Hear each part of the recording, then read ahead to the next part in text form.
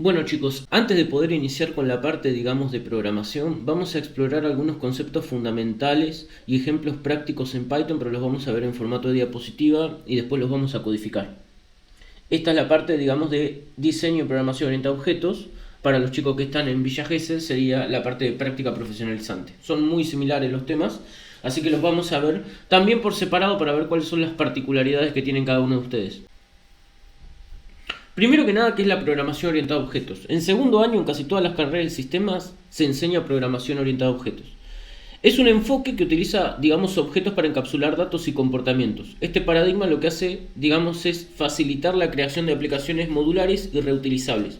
Lo que hace es mejorar la organización y el mantenimiento de códigos en proyectos de programación. ¿Cuáles fueron los creadores o quiénes fueron los creadores del concepto de programación orientada a objetos? Ole Johan Dahl y Christian Nygaard. Estas personas son noruegos, ¿sí? Ellos crearon el lenguaje de programación Simula, que fue el primero con orientación a objetos. Vamos a ver lo que es una clase, pero primero que nada lo vamos a ver con un ejemplo práctico. Como ya lo dijimos previamente, una clase es un elemento que se encarga de agrupar atributos y métodos comunes a un elemento de la vida real para después poder traducirlo a código. En este caso, por ejemplo, tenemos la clase perro, donde los atributos de este perro pueden ser, por ejemplo, nombre y edad, y los métodos son ladrar y mostrar info. Si yo quisiera codificar esto, lo podría hacer, por ejemplo, de la siguiente manera. Tengo la clase perro, esto es Python, ¿no? Obviamente. Y por ejemplo, tengo el método especial o inicializador justamente para poder inicializar los atributos del perro. Acá es donde generalmente nosotros pasamos todos los atributos. Recordemos que los dos atributos con los que estábamos trabajando eran simplemente el nombre y la edad. Se tienen que pasar a dos variables propias de la clase, en este caso son nombre y edad. ¿Cuál es la diferencia entre una y otra? Self.nombre es la variable propia de la clase perro y el nombre es esta variable que nosotros le estamos pasando como parámetro. Lo mismo pasa con la edad. El perro también tiene un método. El método es ladrar, simplemente me imprime un wow wow, nada más. Y después tenemos otro método que es para poder mostrar información.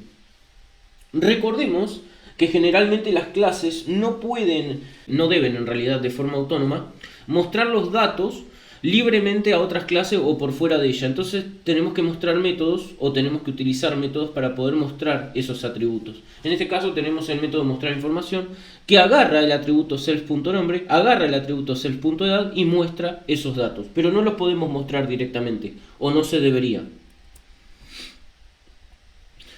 A partir de las clases nosotros podemos generar objetos. ¿Qué es un objeto? Básicamente son derivaciones de las clases, es decir, instancias de clase que contienen datos y que pueden ejecutar métodos. Cada objeto puede tener diferentes valores para sus atributos, lo que permite la personalización de cada uno. Las clases son como plantillas, son como templates, y los objetos son elementos derivados de esas plantillas. Por ejemplo, nosotros ya teníamos un perro derivado de la clase perro de color marrón, pero hay otro perro con un pelaje gris y ambos son objetos diferentes pero que pertenecen a la misma clase. Como ya teníamos el código antes, tenemos la clase perro, ¿sí? En la clase perro tenemos el nombre y tenemos la edad, que son los atributos, como ya lo dijimos. Después tenemos el método ladrar y tenemos el método para poder mostrar información. Esa clase fue declarada, pero jamás fue utilizada. Por lo tanto, por fuera de ella, nosotros lo que tenemos que hacer es instanciarla. Cada vez que nosotros instanciamos una clase, cada instancia es un objeto. ¿Esto qué quiere decir? Que nosotros acá estamos utilizando la clase. Creamos un objeto, que es una instancia de la clase perro. En este caso, el nombre de la variable que hace instancia se llama mi perro. Pero no significa que ese sea el nombre del perro, ya que el nombre del perro es Firulais. Y le enviamos como segundo parámetro el 3, que es el año, recuerden. Primer parámetro nombre, segundo parámetro la edad. Todo con la clase perro y la instancia se llama mi perro. Llamamos a un método para mostrar la información. Como mi perro es una instancia de la clase perro, nosotros podemos utilizar también los métodos. Recordemos que en la parte anterior dijimos que nosotros teníamos dos métodos, el método ladrar y el método mostrar información.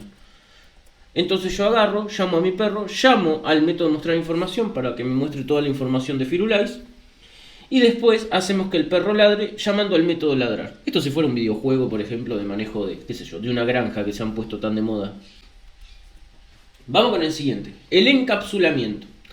El encapsulamiento es una técnica que consiste, digamos, en restringir el acceso a algunos componentes de un objeto, lo que protege el estado de ese mismo objeto y también permite una interfaz más controlada para poder interactuar con dicho objeto para que el código exterior no pueda acceder fácilmente.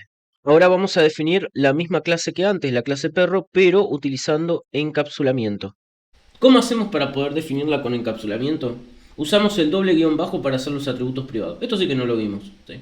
En el proyecto en el que estamos trabajando nosotros no nos vamos a ver en la necesidad de utilizar encapsulamiento, básicamente porque tenemos que trabajar todos los datos a partir de consultas SQL y siempre nos vamos a ver en la obligación de utilizar un método. Nunca vamos a poder acceder directamente a los datos. Entonces yo cuando quiera acceder directamente al nombre no voy a poder acceder ni al nombre ni a la edad del perro. ¿Sí? Voy a tener que hacerlo necesariamente, ¿sí?, a través de un método. No lo voy a poder acceder directamente. Le paso el nombre, le paso la edad y se van a guardar en self.nombre y self.edad, que ahora están encapsulados.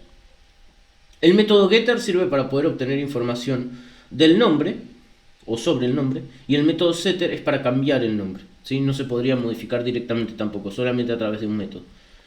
Después tenemos este método getter para obtener la edad y el método setter para cambiar la edad si fuera necesario. Le tenemos que pasar obviamente el parámetro de edad.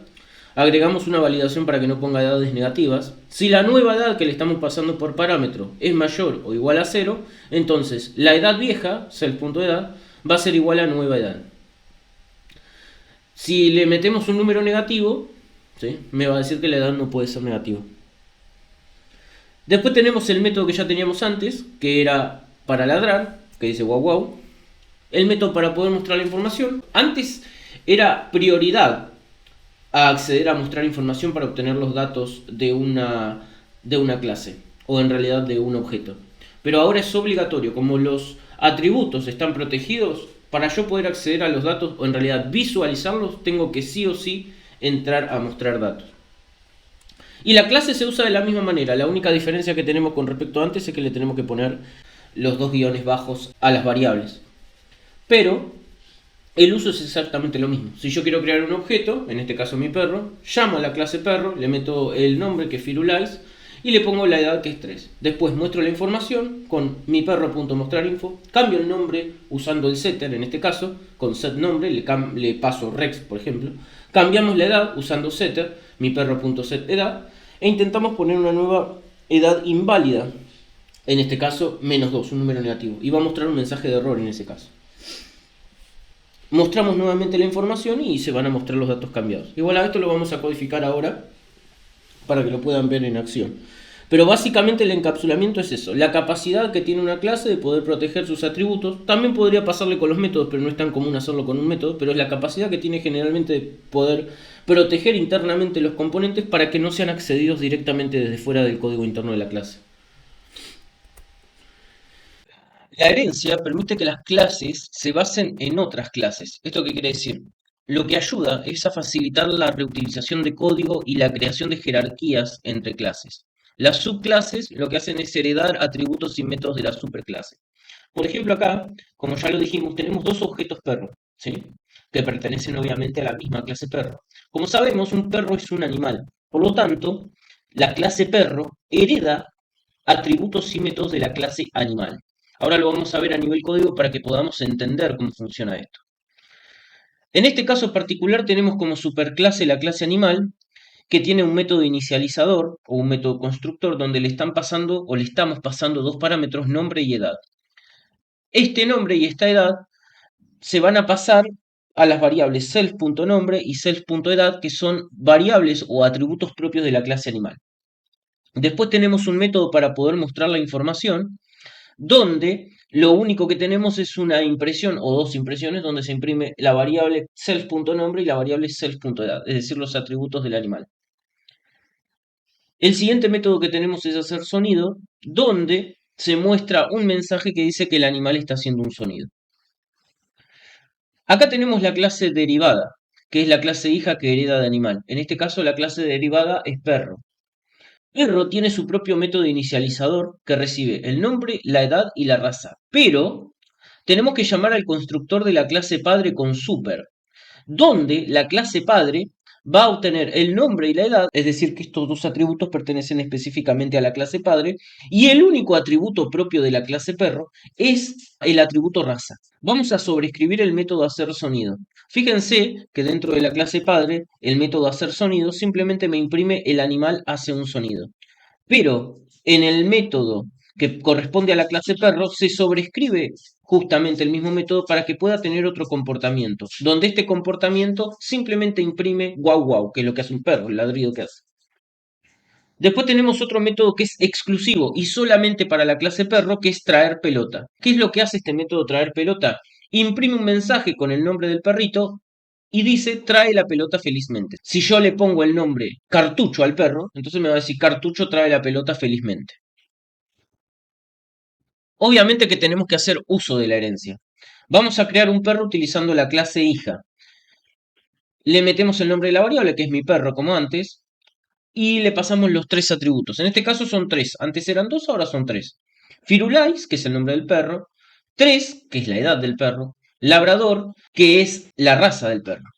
También podemos utilizar métodos heredados de la clase padre, como por ejemplo mostrar info. Recuerden que en este caso, mostrar info ya no pertenece a la clase perro, sino que se encuentra dentro de la clase animal, que es la clase padre de perro. Pero como perro hereda de animal, obtiene, como ya lo dijimos, todos sus atributos y todos sus métodos. Mostrar info es uno y me va a mostrar toda la información de Firulais. Después podemos utilizar un método sobrescrito. Vuelvo a repetir, ¿qué es un método sobrescrito?